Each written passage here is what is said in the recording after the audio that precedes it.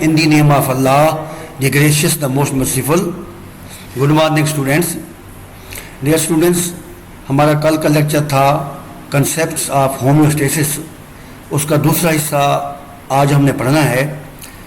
اس کا عنوان ہے کنٹرول سسٹمز اینڈ ہومیوسٹیسس.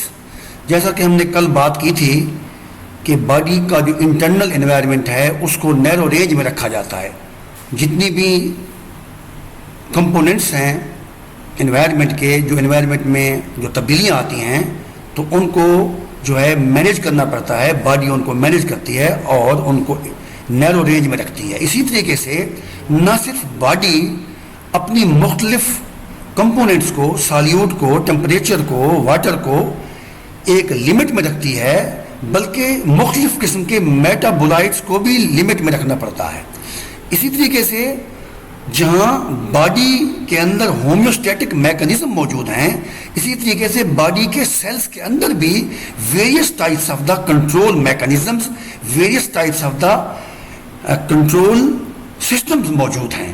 اور بلکہ یوں کہیں تو زیادہ بہتر ہوگا کہ سیل کا جو اندر کا ماحول ہے وہ زیادہ حساس ہے. تو سیل کے اندر کی جو انوائرمنٹ ہے اس کو ایک حد میں اور اس کو اسپیسیفک سیٹ اپ میں رکھنا پڑتا ہے. اگر اس میں تھوڑی سی بھی تبدیلی آ جائے تو سیل کی فزیالوجی ڈسٹرب ہو جائے گی، سیل کا میٹابولزم ڈسٹرب ہو جائے گا. اب انوائرمنٹ دو قسم کی ہیں. ایک ہے انٹرا سیلولر انوائرمنٹ اور دوسری ہے ایکسٹرا سیلولر انوائرمنٹ. تو جو انٹرا سیلولر انوائرمنٹ ہے وہ زیادہ حساس ہے as compare to extra cellular کے. تو اب ہم بات کریں گے کہ control systems among intra cellular internal environment. Intra cell کے اندر کی جو انوائرمنٹ ہے، باڈی کے بھی اندر اور سیل کے اندر کی جو انوائرمنٹ ہے اس میں بھی مختلف قسم کے کنٹرول سسٹم موجود ہیں. سیل اپنی فزیالوجی کو مینٹین کرنے کے لیے اس نے اپنے مختلف قسم کے کنٹرول سسٹم جو ہے وہ بروئے کار لائے ہوئے ہیں. اور اسی طریقے سے ایکسٹرا سیلولر جو انٹرنل انوائرمنٹ ہے، یعنی کہ سیل کے باہر کی انوائرمنٹ اور باڈی کے اندر کی جو انوائرمنٹ ہے وہ ہے ایکسٹرا سیلولر انٹرنل انوائرمنٹ. اس کو بھی مینٹین رکھنا پڑتا ہے. تو ہر لحاظ سے ان کو ایک لمٹ میں رکھنا پڑتا ہے. اگر یہ لمٹ میں نہ ہوں تو میٹابولزم ڈسٹرب ہو جائے گا، فزیالوجی ڈسٹرب ہو جائے گی. تو fluctuation within narrow range within cell membrane as compare to extra cellular environment. تو سیل میمبرین کے اندر جو فلکچویشنز ہیں ان کو زیادہ نیرو رینج میں رکھا جائے گا بامقابلہ ایکسٹرا سیلولر انوائرمنٹ کے. یعنی ہم کہہ سکتے ہیں سیل کے اندر کا جو ماحول ہے وہ زیادہ امپورٹنٹ ہے. یعنی کہ اس میں میٹابولزم ہو رہا ہے، سیل کے مختلف کمپوننٹس کے اندر میٹابولک پاتھ وے چل رہے ہیں، میٹابولک ریئیکشنز ہو رہے ہیں. اگر سیل کے اندر کی جو انوائرمنٹ ہے وہ ایک اسپیسیفک سیٹ اپ میں نہیں رہتی تو میٹابولزم ڈسٹرب ہو جائے گا اور مختلف قسم کی بیماریاں لاحق ہو جائیں گی اور باڈی سسٹین نہیں کر سکے گی. اب دیکھیں یہ آپ کے سامنے ایک فگر ہے. یہاں پر ایکسٹرا سیلولر انوائرمنٹ دکھائی گئی ہے جو سیل کے باہر کا ماحول ہے. تو یہ لکھا ہوا ہے آپ کے اس میں فگر میں fluctuations in wide range. Cell کے باہر یعنی کہ سیل کے باہر والی جو انوائرمنٹ ہے، جو ایکسٹرا سیلولر انوائرمنٹ ہے، اس کے اندر جو فلکچویشنز ہیں، جو تبدیلیاں ہیں وہ وائڈ رینج میں آتی ہیں اور باڈی کا ایک اپنا کنٹرول سسٹم ہے. اسی طریقے سے باڈی کے اندر یہاں پر دو سیل دکھائے گئے ہیں تو ان سیلز کا ایک اپنا کنٹرول سسٹم ہے. تو سیل کے اندر کا جو ماحول ہے اسے ہم کہیں گے انٹرا سیلولر انٹرنل انوائرمنٹ. تو سیل کے اندر کا جو انوائرمنٹ ہے اس کو بہت زیادہ نیرو رینج میں رکھا جاتا ہے کیونکہ اس میں جو تبدیلیاں ہیں وہ وائڈ رینج میں نہیں آ سکتی. ویری نیرو رینج میں وہ تبدیلیاں آئیں گی. اگر نیرو رینج میں تبدیلیاں نہیں ہوں گی تو پھر میٹابولک پاتھ ویز جو ہے وہ ڈسٹرب ہو جائیں گے. آپ کو شکل سے آپ دیکھ رہے ہیں کہ سیل کا ایک اپنا کنٹرول سسٹم ہے، باڈی کا ایک اپنا کنٹرول سسٹم ہے. سیل کے اندر کی جو انوائرمنٹ ہے وہ اسے انٹرا سیلولر انوائرمنٹ کہتے ہیں اور سیل کے بعد کی جو انوائرمنٹ ہے اسے ہم ایکسٹرا سیلولر انوائرمنٹ کا نام دیتے ہیں. اسی طریقے سے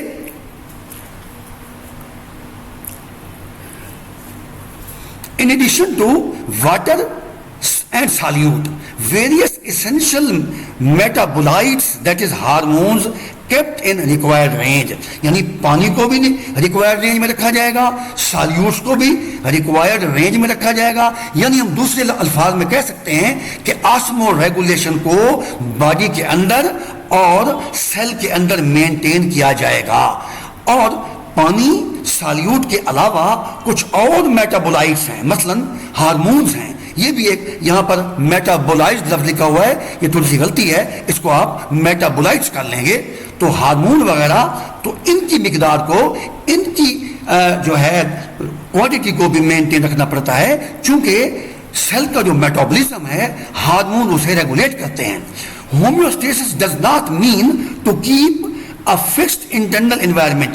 دیکھیں بچوں, یہ ہومیوسٹیسس کا مطلب یہ بھی نہیں ہے کہ ہم سیل کے اندر کے ماحول کو یا باڈی کے اندر کے ماحول کو ہم فکسڈ کر دیں, ایسی بات بھی نہیں ہے. ماحول کے باڈی پر اثرات ہوتے ہیں, اور اسی طریقے سے ایکسٹرا سیلر انوائرمنٹ کے جو اثرات ہیں وہ سیل کے اندر کے ماحول پر بھی ہوتے ہیں, مگر ان کو نیرو رینج میں رکھا جاتا ہے, فکس نہیں رکھا جا سکتا. وہ ایک رینج ہوتا ہے, اس خاص قسم کے رینج میں تھوڑی بہت کمی بیشی کی گنجائش موجود ہے. تو یہاں پر میں آپ کو ایک مثال دوں گا.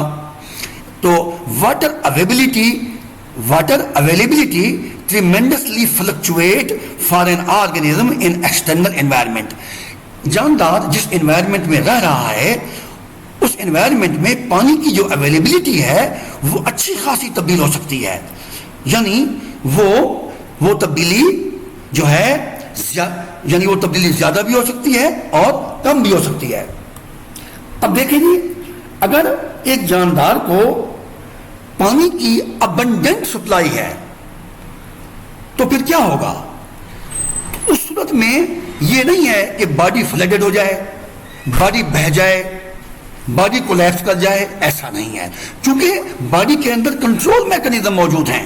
Body does not fluctuate with body does not flooded with water.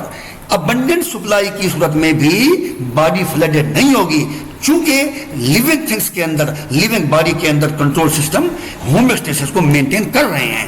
But quantity of water very in narrow range, ہاں البتہ وہ جو کوانٹٹی ہے وہ نیرو رینج میں مینٹین کی جائے گی. ابنڈنٹ سپلائی میں بھی جاندار کو نقصان نہیں ہوگا, چونکہ کنٹرول سسٹمز کی وجوہات کی وجہ سے, یعنی کنٹرول سسٹم کے کنٹرول کرنے کی وجہ سے. اسی طریقے سے سیکنڈ جو کنڈیشن ہو سکتی ہے ایک جاندار کے لیے وہ ہے ڈرائی کنڈیشن. اگر جاندار کو ابنڈنٹ سپلائی کے مقابلے میں ڈرائی کنڈیشن کا ماحول پیش آ جائے تو اس کا مطلب یہ نہیں ہے کہ باڈی ڈی ہائیڈریٹڈ ہو جائے. Body does not D hydrated but quantity of water very in narrow range.